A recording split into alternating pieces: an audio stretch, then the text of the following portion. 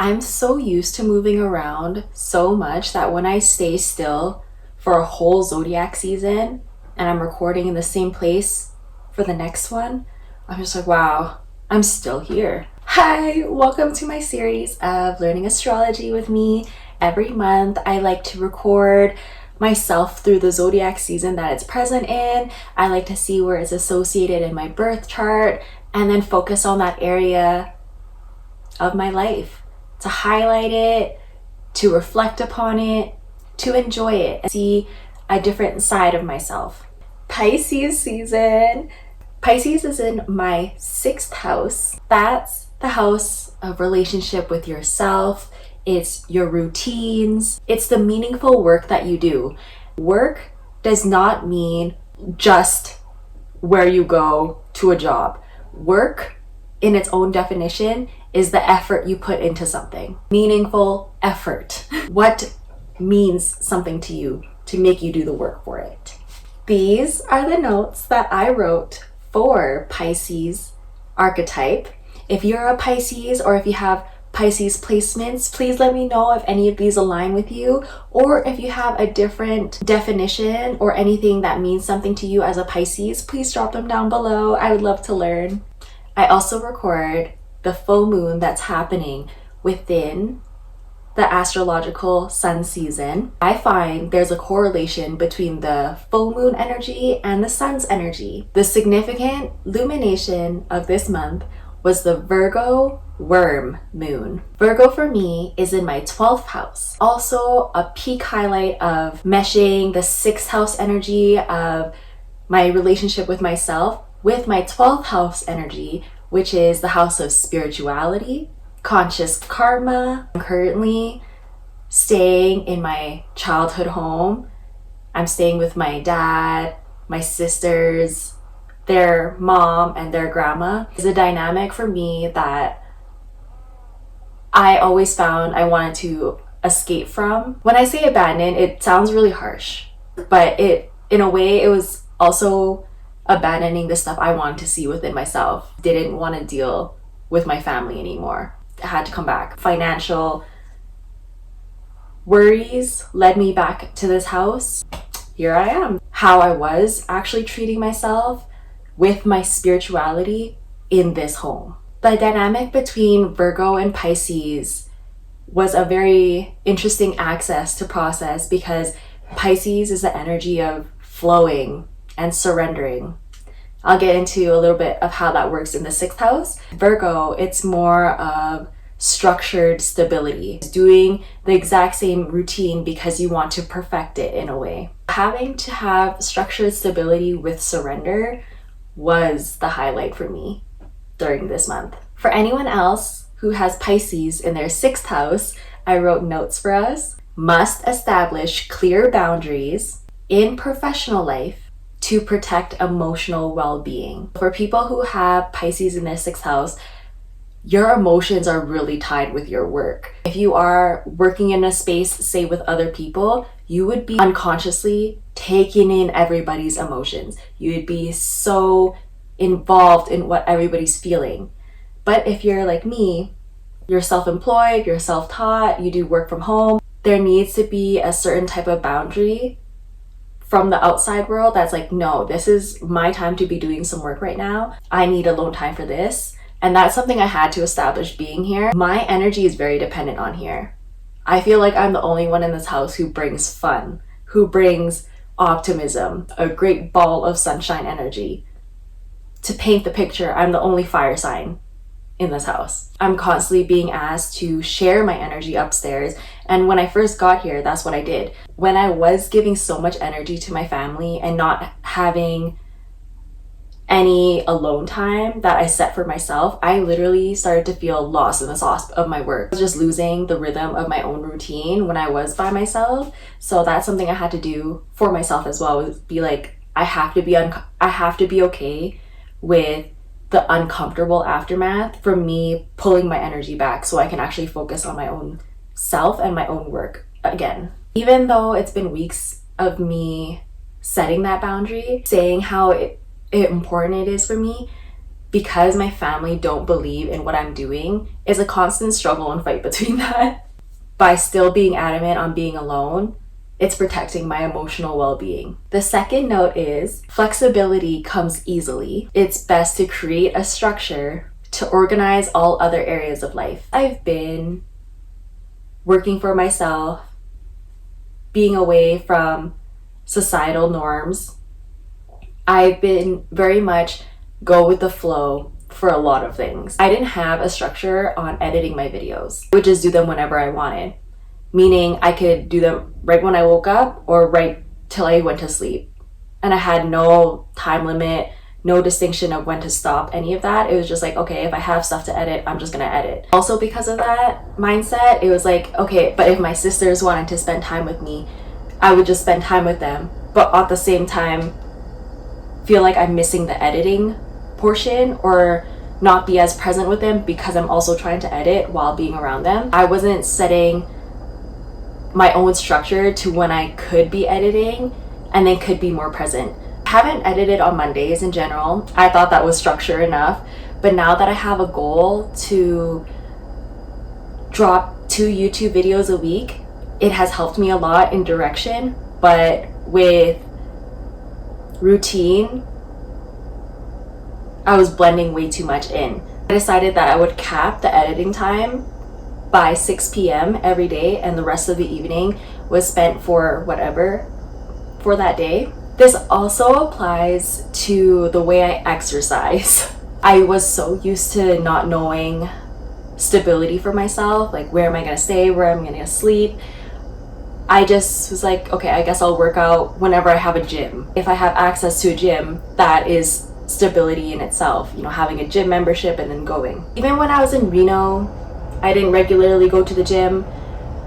The only time I started to feel like, oh, I'm regularly exercising again was when I was staying at the spa, because the spa had a gym.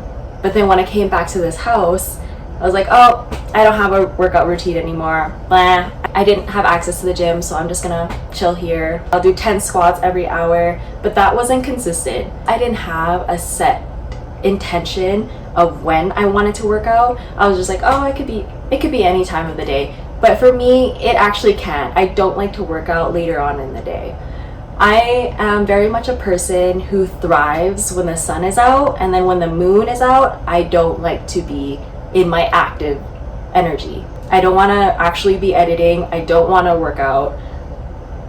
I want to be more in my crochet, in my reading, in my laying down. Every hour during the sunrise, I like to be up. With Pisces energy, it's really easy to get lost in the feelings of what you want to do. I can do this whenever I want. And when that did benefit me, it was only when I was learning how to release the correlation between time and working like a cattle. If you're working in something 9 to 5, or if you're working with other people, that's your structure. That was my structure before. I would revolve everything else around my work schedule when I was a server. When I released working with other people, I was like, oh, I have all this time for myself. I don't know what to do with it. And for the first little bit, I was very strict with how I was doing things. So I had to learn how to let go and be more in the flow. But now it's been a couple years of being really go with the flow. It was time to bring some structure back for me. I'm adding a new part to this astrological series, which is the shadow. A Pisces shadow is to seek stimulation for escapism. Pisces' natural strength is to be in spirituality, so in flow with the feelings, where you're like a constant creative artist who just knows how to sing lyrics out of nowhere, who can easily write out of nowhere. That's really being in your heart space, in a dream world. If you're giving a Pisces too much of the things that take away from that, a way to get back into that dreamy mindset is escapism. I want to see reality my way. I want to see reality in that ethereal state where everything's flowing and everything's okay. And if your life doesn't reflect that, that's when escapism comes into play. And for me, escapism had played out through sex, intoxication, especially back then, maybe 6 years ago now, it was a lot of drinking.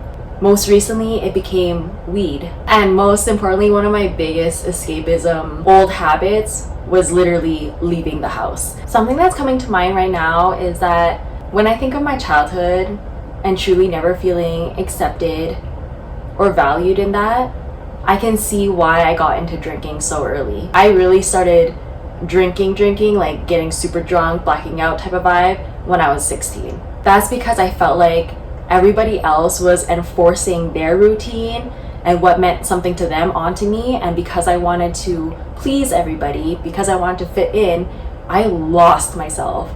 And the only way I felt okay within myself was with drinking. That's when I finally felt like, oh, I can let loose. I can just be who I want. I want to feel free. And of course, it's not a healthy thing to do, but it was the only way I found peace for myself. Here are the things that happened during Pisces season that I felt aligned with the 6th house routine and along with the Pisces archetype as well. Instead of proving spirituality works, I now just embody it. This is coming with no longer wanting to prove anything to anyone at all.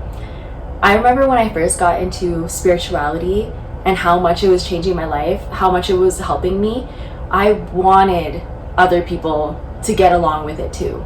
My friends and the family, I would share what was happening with me because I wanted them to experience the same enlightenment process I was. Now, I just don't have that type of energy to be like, it's helping me.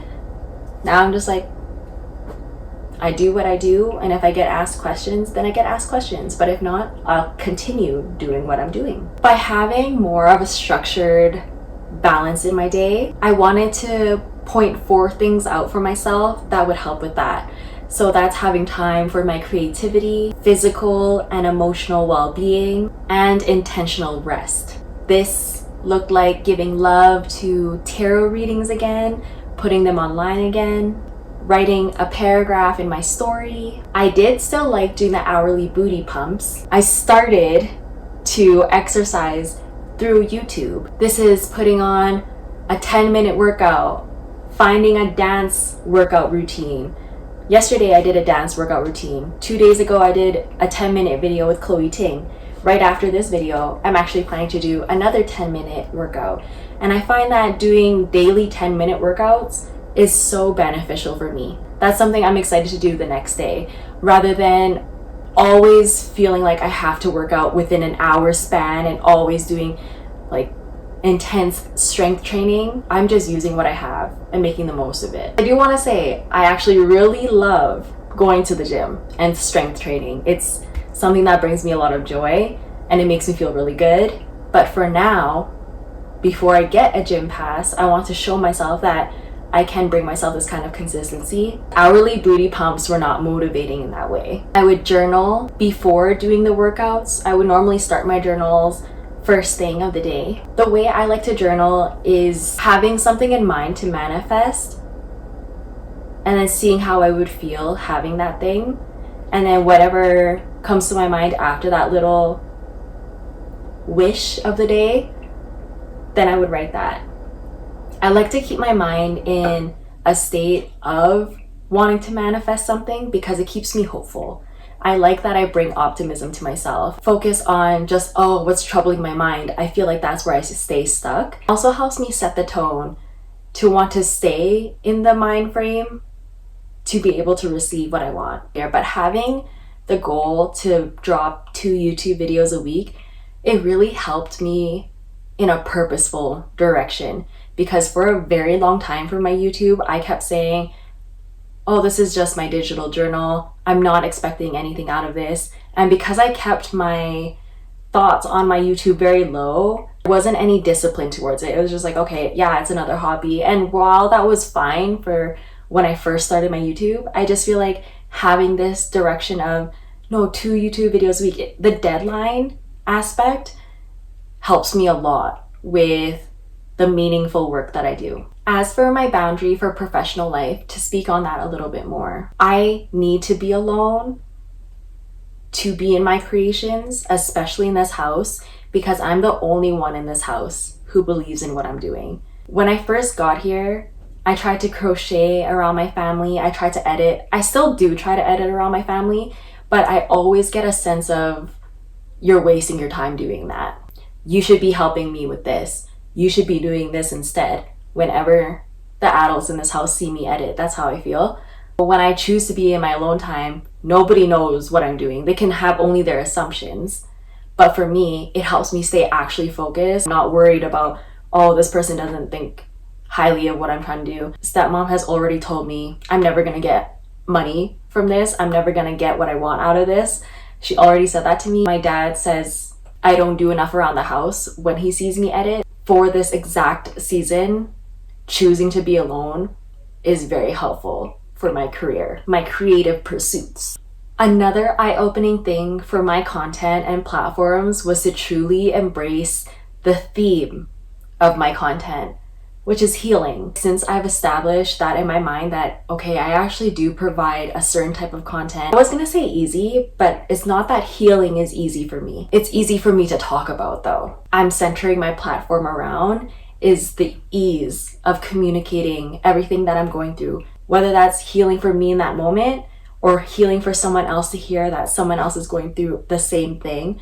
That is all I want. It's very affirmative for me when I get messages from people saying that me sharing my stories is helping them. The more that I keep hearing that, the more I want to let that seep into me. All I ever wanted growing up was to help other people be happy. Of course, I'm not a master of happiness, but I know that's what I'm working towards for myself.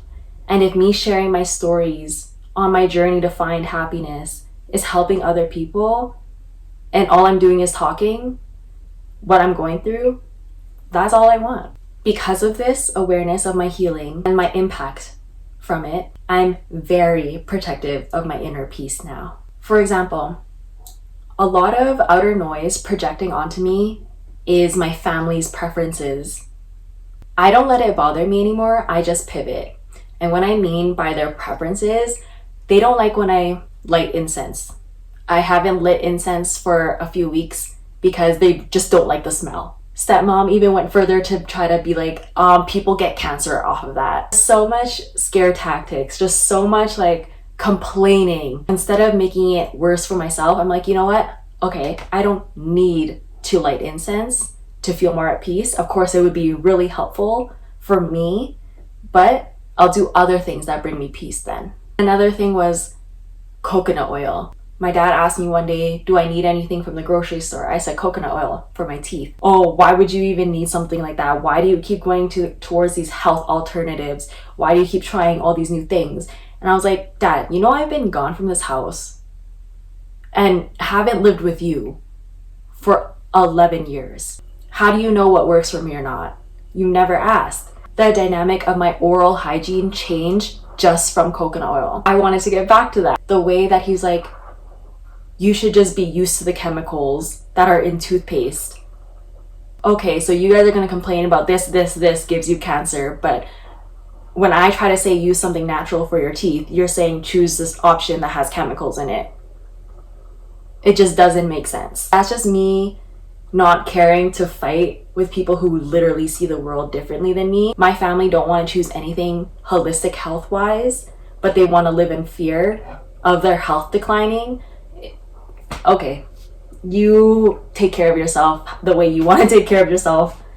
Just leave me and my coconut oil out of it. Another way I've been protecting my inner peace is I no longer stay up with my dad at night. When I first got here, hoping to mend some kind of connection, I would stay up with my dad. My sisters, stepmom, they would all go to sleep around 9 to 10. My dad stays up till midnight, 1 in the morning. And when I first got here, I saw it as him finally being in his alone time. I know that my dad likes the quiet a lot, but after weeks of doing that with him and not seeing any progress in our connection, I just stopped doing it. The final straw of me staying up with him was I was crocheting the rest of my maxi skirt. That was something I was working on for 7 weeks. I was really proud and excited to see the end of it. When I finished it, it was while we were watching a movie. I went to try it on, and the first thing he said was, "What the fuck are you wearing?" It actually made me so sad. I'm spending all this time around you. You don't want to answer any questions I'm asking you to get to know you more. We're not talking about anything with substance. I'm gonna mind my own business, and that's still something to talk down on for you. My creations are not appreciated here, so I might as well not show the house anymore. I might as well not really do it in the open where they can all see and judge me for it. Something I feel very adamant on is if people are already judging me on the way that I create or what makes me happy, I don't feel safe around them. Therefore, I no longer will be how I am around you. Like, I'll just be more inclusive with myself.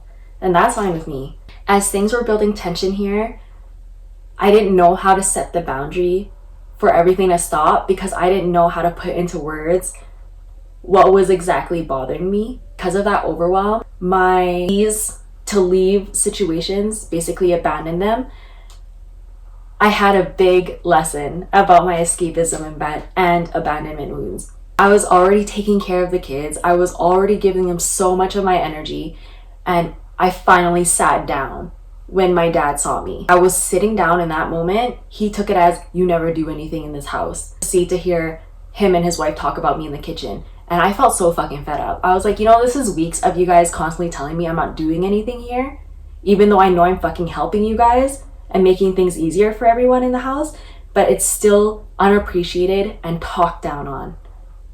There's nothing more I want to provide to this house. One night, I literally declared, I was like, "I'm not sleeping here anymore. Fuck this, I'm done." That night, I actually got blessed with a plane ticket to go to Chicago. Get to the airport.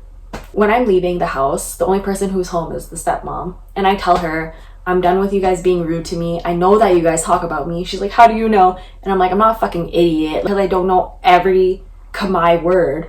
I know that you're still talking about me. It's just not that hard to connect dots." Last thing I said to her when I walked away was, "Thank you." And I just left. My pride was super happy with that moment. And when I got to the airport, I get into the secondary customs screening. I've never been into this room. Half an hour later, they're like, "Yeah, you're not going to the US for 3 years. You're banned. You broke the law by overstaying the last time you were there." Crushed me so hard. Fuck. I thought that coming back into Toronto would be an issue from overstaying my welcome. But no, it was trying to go back into the US again. My consequences were shown. The way that I had to message my stepmom, "Hey, I'm actually coming back. Please unlock the door." I didn't tell them why I ended up coming back. I just brushed it off by saying, "Oh yeah, I just got some fresh air." Noticing that process of how I left showed me my escapism and abandonment wounds and tendencies. The abandonment wound was really reflected in my face really hard because I was genuinely okay with not saying bye to my sisters, not saying bye to my dad, because I just didn't want to deal with the way that they were going to react to it. And in that moment of that thought process of being like, I don't want to deal with their emotions, I got shown my mom. Every time that she left, she never said bye, and she never told me why. She never said how long she was leaving. And this happened a lot up until she basically moved away when I was 12. From when I was born to 12, I just never knew stability with my own mom. I've seen how when I've left friend groups, when I've left relationships, the way that I could just easily leave without caring about the emotional responsibility, I saw that in how I left my sisters. It made me so sad. If they saw that I was not here anymore and I didn't even tell them why or bye, I can't imagine how they would have felt. With that reflection, it made me be like, okay, I need to just say what I need to say for this house. The worst that will happen is that my dad will tell me to leave. Because I don't know if he's going to tell me that, I might as well say some boundaries of how I want to be treated if I come back into the house. As I was at the airport, my dad was basically telling me not to leave. I messaged him, if I come back to the house, no more backhanded comments that I don't do anything. That's all I said. And then with my stepmom, I told her, when I come back to the house, stop being rude to me.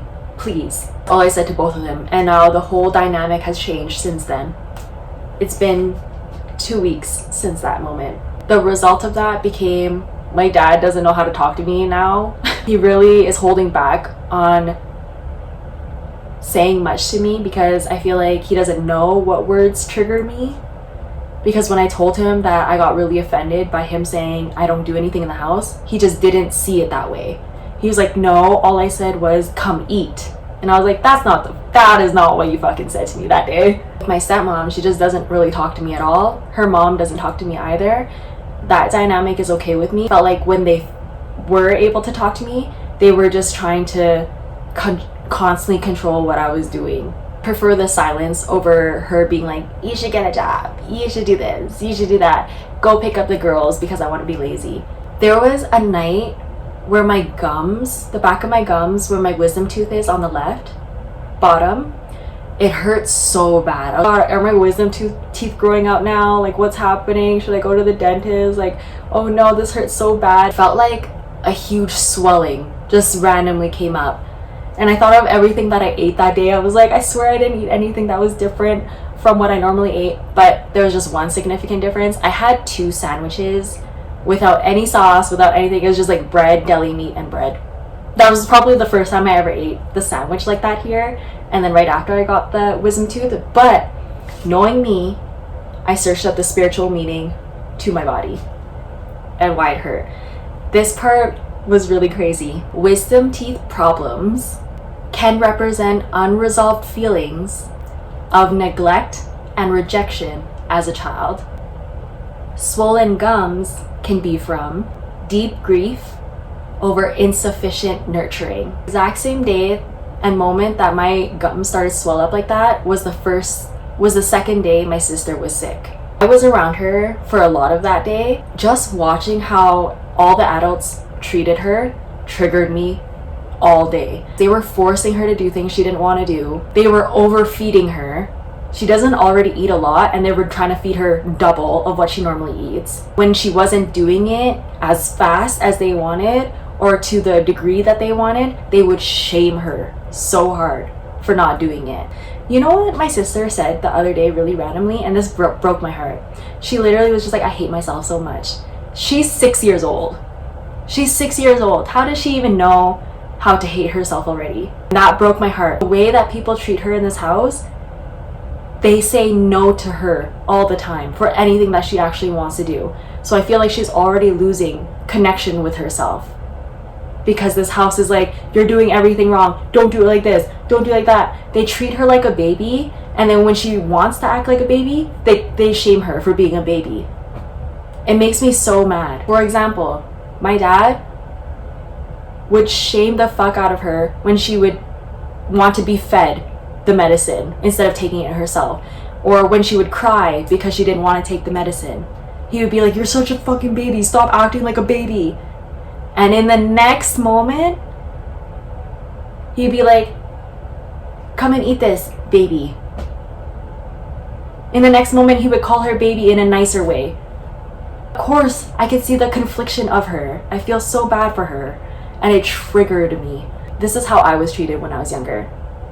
I could see that all my sister wanted for the first little bit when she was sick was just a hug.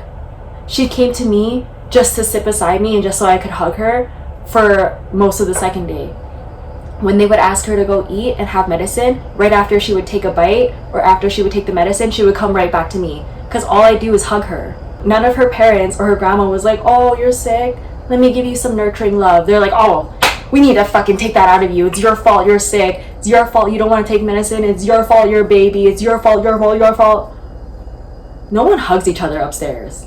So annoying. Addressed it onto my TikTok and Insta stories. I was sharing my experience of my triggers, sharing how seeing that within me and how I was treated. And next thing you know, next day, the swelling gone. Oh wow, I actually had to talk about it. I had to feel that again. I had to go back to that version of me and give her some love, because after that day, I did a lot of nurturing to myself. I was like, I treat myself well. I treat myself with care. I take care of myself how I want to take care of myself. Throughout this month, there was a heightened awareness of my own emotional avoidance. Thought of constantly wanting to escape this house because I didn't want to deal with what was happening in the house and I didn't want to feel how I was feeling in the house would always prompt me to leave. And it brought me back to every single house I've lived in since my car. It brought me to all the moments where I lived on my own, you know, moving into Ontario and all the places there. Then it even brought me down to my childhood. As soon as I could, I would always leave the house. I started hanging out and leaving the house, going out with my friends when I was 12. I lived with my dad by that time and he was not around a lot. He was either working or at his friend's house. I took it as an opportunity to always leave the house as well. I learned to escape my own feelings for a long time because of how much I was ashamed by feeling growing up. The link between wanting to leave the house because I just didn't want to deal with what was happening inside of it and linking it back to my childhood was a big eye-opener for me. Damn, this is a cycle I keep repeating for myself, something I've always done, but it's not a healthy thing to do. Like, I really need to face how I'm feeling so that way I can actually set the boundaries I need to. In retrospect, being in the house is not stopping me from having alone time, having time for my creations, having time to rest, being comfortable resting. It's not stopping me from doing that. But because I just don't want to deal with the people who live here, that's what makes me leave the house a lot. That has shown a lot in the past few years of me always going to cafes, going on really long walks, smoking, just so I can be out of the dynamic of the house. What really triggers that for me is not that I'm just picky around people. It's when people are adamant on not seeing me how I want to be seen. That's what triggers it a lot. I feel like at this point in my life, I'm trying so hard to reconnect with my emotions and understand them more. If I don't feel emotionally safe around other people, it is a huge distraction to that. It starts triggering me to feel unsafe overall. I've worked so hard to know my emotions again and allow that to flow freely. So when I feel disrupted in that, I just overall don't feel safe. And then I start thinking of ways to get out of the house. I'm still processing everything that I'm learning about this season. This opened up a new level of my own spirituality and my own personal growth. I want to see how it's going to stay implemented this way. I didn't want to just work on this area of my life and then completely forget about it and ignore it again. Things that I learned during this time, I want to keep with me. To leave off, when I did do the fire release ritual for the Virgo worm moon, I did it outside in the fire pit. That felt very nostalgic on its own. I have lots of great memories in the fire pit in the backyard. To bring my own magic to the outside and to that fire pit, it made the fire release feel more powerful. The theme of my releasing though was around structured stability and surrendering, the balance between that. Thank you so much for listening to this reflection with me. I encourage you to do any kind of reflection for yourself. It doesn't have to be through an astrological sense. From experience, it is very helpful. It is very helpful if you allow astrology into your life because it shows you that there are many things in the background working at the same time. There are multiple areas of your life to just reflect on. It's not just simply, my whole life needs reflecting. That sounds overwhelming and that could make you not want to do any kind of reflection. But if you do it in small pieces and small increments, it's really nice. Happy birthday to all the Pisces babies.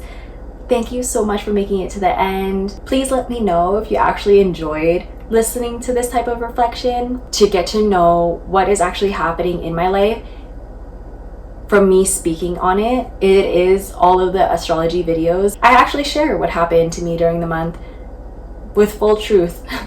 My vlogs, of course, are a little bit more of a visual story tell, and I do like to say what's on my mind while I create those videos. My astrology videos really tell you what I'm going through. So if you'd like to get to know me more, it's definitely through this series. Thank you so much for being here again. I can't say thank you enough because I love that you made it to the end. I love feeling heard. I love being seen. Feel very grateful.